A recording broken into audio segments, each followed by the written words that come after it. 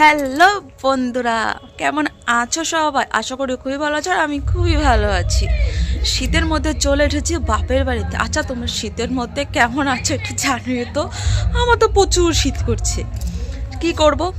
এখন মা ফোন করে বলছে একটু বাড়িতে আয়, তাই আমি আর তোমার দাদা বাড়ি চলে এসেছি বাপের বাড়িতে। আর এসে দেখছি মা গরম গরম পিঠে করছে, গরম গরম পিঠে করছে আর মাংস। চলো তোমাদেরকে দেখাই আমার মা উনুন পাড়ে পিঠে করছে। চলো। আর এইটা হচ্ছে আমার দাদার মেয়ে। আমা, তুমি কি খাচ্ছ? পাউরুটি। একটু হ্যালো গাইস বলে দাও তো। হ্যালো গাইস বলে দাও তো।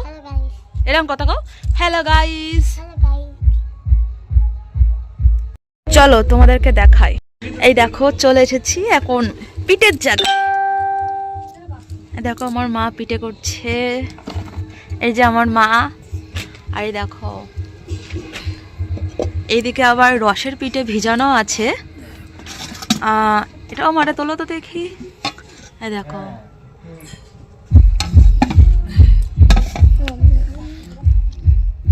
বদমাইশ।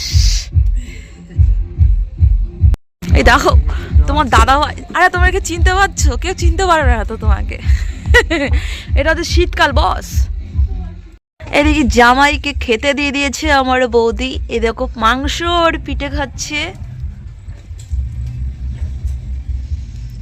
এই কেমন হয়েছে মাংসটা? মাংসটা ভালো হয়েছে?